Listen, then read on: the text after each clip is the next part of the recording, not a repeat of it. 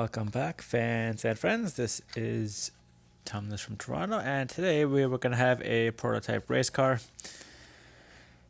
So those of you who have played Gran Turismo 2, which makes me old, will remember this car. You used to compete with the Toyota GT1. The Toyota didn't have the R390, but the Nissan did. So basically, these were made for racing, and then the FIA changed the rules, as they always do, and then it was declared obsolete because it could no longer participate in those races. So this is the basic lines, the Hot Wheels version of their factory fresh 9 out of 10, but when you're considering their main line, it is number 138. It looks really nice. Here, however, it's just missing the rearview mirrors when you get down to it. It is obviously an engine in the middle of the vehicle, very Le Mans like in its appearance, so just going to bring that up. And obviously the Nissan Motor Core limited trademarks and everything else. There's the tracks, however these are not meant for the Hot Wheels tracks because not only small parts may be generated, but they are also not, I brought this up before, high off the floor, so they don't have a lot of clearance for doing all the bending and the turning and the twisting. So that is why you should not use them with some Hot Wheel sets. More or less, if you're going to fire it out of something, probably don't use this car. You can just buy any of their Hot Wheels themed cars that perfectly will fit. So with this vehicle, I'm just going to bring it up really quickly, and this is highly unusual. I guess they'll really like these Nissans.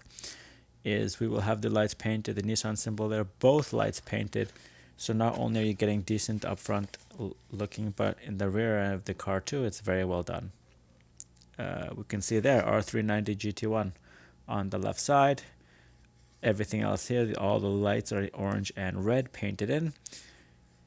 So basically where these cars fall short, and it's not really serious, but it's always is the underside of the vehicle. So, and this is relatively new.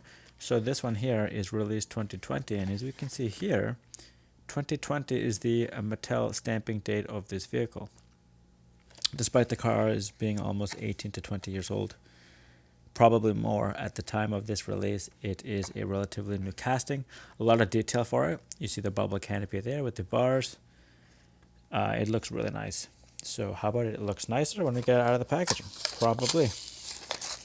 It had, like I said, it has that obviously Le Mans appeal to it.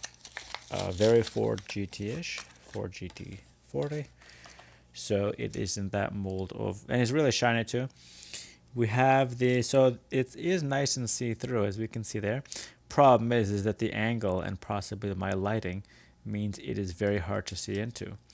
It is a right-hand drive vehicle rather than usually what they are is center drive, because it's easier to look out the way the windows are set up if the driver is in the center. However, this one happens to be right-hand drive. And usually what would happen is right here it would open up, and then the engine, everything else really complicated is in here. And as I brought up before, you are getting very well painted 3D painted lights. There's the turn signals, there's the intakes, perhaps for brake cooling, again the lights, and the Nissan symbol, nice and center line. Relatively easy to read, perhaps because of the lighting. It is not great. Cabin, really nice to see it out of. You can see my finger in the background. That's going through two of the plastic panes. And you can see there my finger too. So front to back, it's okay. Like I said, the issue is the way the engine appears underneath. And you can just see there, it makes it kind of the warping of the plastic, makes it sort of hard to tell the depth. But it's there. You can see these shocks and struts for the engine itself to keep it from vibrating, or the impact of the body on the ground. And then we have the, I want to say kind of like a Nissan Skyline, but widened and flattened, the rear of it, or the front of a Mitsubishi Lancer. But there we have orange on the outside, red on the inside. Everything else is painted. And as I brought up before, we have R390 GT1. And I cannot read what those four letters are. They're really small. But I can read the R390 GT1, plus you know it's an R390. Nissan's already on the front. And there's nothing whatsoever on the right side. And I can't complain. Like I said, this one brings up fond memories of driving like a maniac in GT Gran Turismo 2. I will constantly bring it up because it's the last one I played full time. But like I said, there you have the appearance of the 3D lights. So that's what it's made to look like. It's always facing forward no matter what angle you hold the car in. And it's easier than putting an insert into it and then having to paint the insert as well, or underneath the insert falls out. And unfortunately, as most Mattels will be, this is absolutely plain. Just the year of its series, the P18. And I'm gonna say, so I don't see the P number on the back here, but we can sort of see the manufacturing date, the 5th month of the 21st year.